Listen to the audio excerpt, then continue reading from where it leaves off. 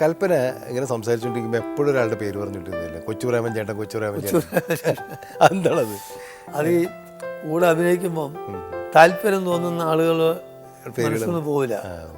അതായിരിക്കും അല്ലേ? അപ്പം നമുക്ക് കൊച്ചുപ്രേമൻ ചേട്ടനും വളരെ നല്ല ഒരു അടുപ്പുണ്ട്. നല്ല അടുപ്പുണ്ട്. സഹപ്രവർത്തകർ എന്നുള്ള രീതിയിലും കൊച്ചുപ്രേമൻ നേരത്തെ നാടകരംഗത്തായിരുന്നല്ലോ വളരെ കാലം. അതെ. സിനിമയിൽ അടുത്തല്ലേ വന്നിട്ടുള്ളൂ. വന്നത് മുതൽ ഞാൻ നല്ല ബന്ധത്തിലാണ്.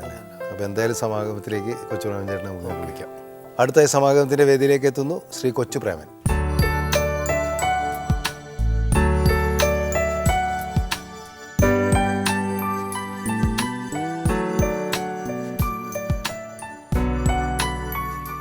കൊച്ചുപ്രേമൻ ചേട്ടനും വലിയ മമ്മൂക്കോയും. ഈ കൊച്ചുപ്രേമൻ എന്നുള്ള പേര് അത് സ്വയം ഇട്ടതാണോ? അങ്ങനെ ആണോ? പേര് തന്നെയാണ്. ഞാൻ നാടകരംഗത്തായിരുന്നു. അപ്പോൾ ഒരേ സമ്മതിക്കാത്തതിന് 2 പ്രേമന്മാർ. അപ്പോൾ അന്ന് ഈ നാടകങ്ങളുടെ അഭിപ്രായങ്ങൾ പത്രത്തിലൂടെയൊക്കെ വരും. അപ്പോൾ അങ്ങനെ വന്നപ്പോൾ ഒരു നാടകത്തിൽ പ്രേമൻ വളരെ മനോഹരമായിട്ട് ആ വേഷം കൈകാര്യം ചെയ്തു. അപ്പോൾ ഇതിലാരാണെന്നുള്ളത് കൺഫ്യൂഷൻ. അപ്പോൾ ആ പ്രേമനും ഞാനും തമ്മിൽ അങ്ങോട്ടും ഇങ്ങോട്ടും അങ്ങനെ മാറ്റിയെടുത്തു. ശരിക്കും പേര് പ്രേംകുമാർ. അതും വേറെ പ്രേംകുമാർമാരുണ്ട്. അതുകൊണ്ട് തന്നെ കൊച്ചുപ്രേമൻ എന്നുള്ള അറിയപ്പെടാം. കൊച്ചുപ്രേംകുമാർ. അതെ. മറ്റത് വലിയ പ്രേമൻ എന്നാണ് മറ്റേ ആളുടെ. പക്ഷെ കൊച്ചുപ്രേമൻ എന്നുള്ള പേരിൽ അതൊരു രാശി പോലെ അറിയപ്പെട്ടു. ഞാനും മാമക്കയായിട്ട് ആദ്യമായിട്ട് കാണുന്നത് എനിക്ക് കോരപ്പൻ ദി ഗ്രേറ്റ് എന്ന പടം ചെയ്യുമ്പോഴാണ് ആദ്യമായിട്ട് ഞാൻ കാണുന്നത്. അതിനു മുമ്പേ വളരെയധികം ആരാധനാപൂർവ്വം നോക്കുന്ന ഒരു നടനായിരുന്നു മാമക്ക. എനിക്ക് നേരിട്ട് കാണാൻ വളരെയധികം ആഗ്രഹം ഉണ്ടായിരുന്ന ഒരു നടനാണ്. കാരണം വളരെ അപൂർവം മലയാള സിനിമയിൽ വളരെ അപൂർവം ആയിട്ട് വളരെ സ്വാഭാവികമായിട്ട് കൽപ്പനയൊക്കെ പറഞ്ഞ അല്ലെങ്കിൽ എനിക്ക് മുമ്പേ വന്നവരൊക്കെ പറഞ്ഞ കാര്യങ്ങൾ തന്നെയാണ്. അത്രയും സ്വാഭാവികമായിട്ട് കൈകാര്യം ചെയ്യുന്നവർ.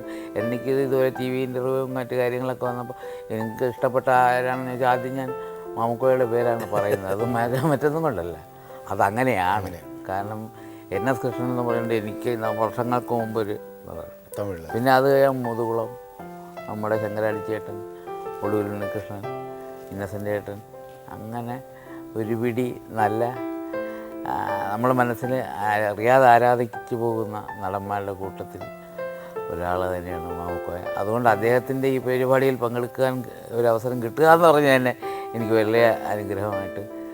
എന്തായാലും മാമുക്കോയ എന്ന് എനിക്കെപ്പോഴും ഒരു വലിയൊരു അത്ഭുതമായിട്ടാണ് മാമുക്കോയെ കാണാൻ കഴിയുന്നത്. ആ അഭിനയത്തിൻ്റെ രീതി കൊണ്ട് പറയാൻ എത്ര അനായാസമാണ്. എനിക്ക് പോലും ഞാൻ വലിയ ഇതല്ല. ഞാനും പലപ്പോഴും അങ്ങനെ തന്നെ വരണം എന്നാഗ്രഹിക്കുന്ന കൂട്ടത്തിലാണ്. കിട്ടുന്ന കഥാപാത്രങ്ങൾ പിന്നെ ഓരോ ഡയറക്ടേഴ്സിൻ്റെ രീതി അനുസരിച്ച് നമ്മൾ ചെയ്തു പോകുന്നു. എൻ്റെ മനസ്സിൽ മുഴുക്കെ വളരെ നാച്ചുറലായിട്ട് വളരെ ലളിതമായിട്ട് അഭിനയിക്കണം എന്ന് തന്നെയാണ്. അത് ഞാനൊരു പാഠമായിട്ട് കാണുന്നത് അദ്ദേഹത്തിൻ്റെ പാഠങ്ങൾ ഉൾക്കൊണ്ടുകൊണ്ട് തന്നെ. മറ്റു പല നടന്മാരുണ്ടെങ്കിൽ തന്നെയും ഞാൻ ഉള്ളിൽ കാണുന്ന ഒരു നടൻ. ഞാൻ ഒരു കഥാപാത്രത്തെ പ്രസൻറ്റ് ചെയ്യുമ്പോൾ ആ രീതിയിൽ പ്രസൻറ്റ് ചെയ്യണം എന്നുള്ളത്. എൻ്റെ രൂപവും ഭാവമൊക്കെ വെച്ചും ഈ ഇദ്ദേഹത്തിൻ്റെ പ്രസൻറ്റേഷൻ രീതിയും വെച്ച് നോക്കുമ്പോൾ അതൊരു വേറൊരു വെറൈറ്റി ആയിട്ട് തോന്നും എന്നുള്ളതുകൊണ്ട് അങ്ങനെ വരണമെന്ന് ആഗ്രഹിക്കുന്ന ഒരാളാണ് ഞാൻ. അല്ല, മാമുക്കാനെ പെട്ടെന്ന് അനുകരിക്കാൻ പറ്റില്ല.